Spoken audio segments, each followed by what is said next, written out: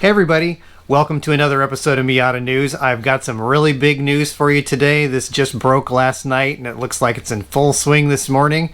And that news is, drum roll, the 35th Anniversary Miata has been unveiled. And I know the rumor that it was going to be green, and well, bad news, it's definitely not green. And this is a good lesson, and I need to take this myself. Don't pay attention to all the rumors you hear on the internet, because a lot of times it's just stuff that people are making up. So without further ado, let's take a look at the new 35th Anniversary Miata.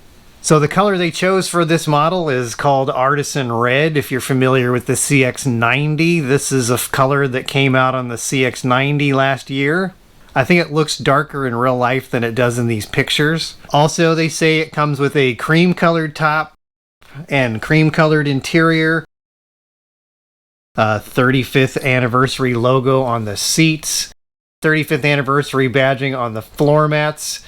It looks like the Artisan Red color is going to be on the exterior and on the trim around the vents. If you look in these pictures, the key fob for this car is also going to come painted Artisan Red. And it also has the 35th anniversary badging on the side, just like the 30th did. They also showed off some miniatures and other MX-5 swag at this event. And so far, the comments I've been seeing on the internet are kind of lukewarm. Some people are kind of disappointed. I know that there's a lot of people who are hoping it was going to be green or at least a bespoke color. And I did see someone ask if anyone thought that this color was going to be exclusive only to the 35th anniversary Miata. And personally, I don't think so. This is a color that's also being used on the CX-90. I'm expecting that this color is going to be rolled out to the rest of the Mazda line this year. And Soul Red's eventually going to go away, and this is the color that's probably going to replace it going forward. Personally, I'm in the camp where I'm a little let down by this. I was one of the people who got sucked into the rumor that it was going to be green, and I thought that was going to be super cool, but yeah. We get a color that's probably going to be on the rest of the Mazda line this year. I expect that it's going to be a Miata color going forward. So, yeah, you get some extra badging and, you know, the little color touches here and there. But I just don't know if this is going to be that much different from any other Miata. I don't know. Unfortunately, that's all the information I have on it right now. As more details come out, I will post them on the channel, so stay tuned for more information about the 35th. And in other news, if you're an ND owner, chances are your car just got recalled. The Miata Recall states that Mazda is recalling cars built between April 20th, 2015 and November 2nd, 2023. Mazda estimates that 100% of Miatas built during that period have a faulty airbag sensor, which may cause it to release more forcefully than it's supposed to. And considering that the ND Miatas started production around April 2015, this is going to pretty much affect 100% of the Miatas made up until November 2023. And as of this posting, Mazda has notified all the dealers of this recall. The letters are going to be sent out to ND owners on November 17th. And I read the press release for this, and I was kind of like, okay, because the press release literally says that if you're in an accident and you're not wearing a seatbelt and the airbag goes off, it might cause greater injury. Now,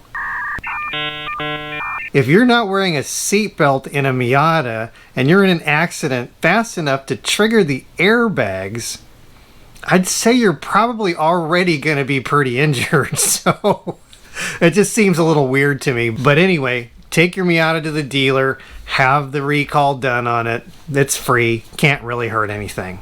And for those of you who are going, we're about 2 weeks away from the Miata reunion. Unfortunately, I can't make it this year. I got some conflicts going on and I wasn't able to work that out.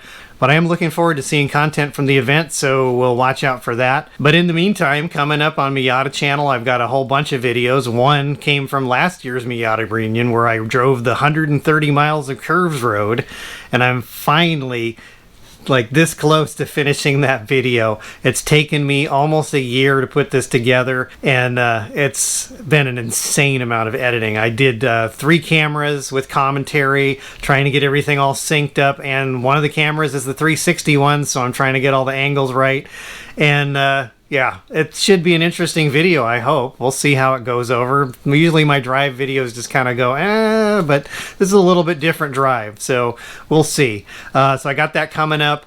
We did the clutch and hydraulics and the flywheel on the Banana, and that video's coming up. I've also got another bunch of videos coming up with other little stuff I'm doing on that car.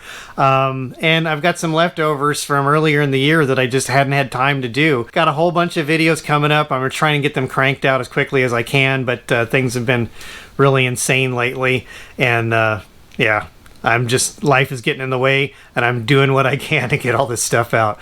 One of these days, I'm going to have to hire myself an editor. But anyway, that's all the news I have for this episode. Thanks for tuning in. Don't forget to like, share, and subscribe, and we will see you next time.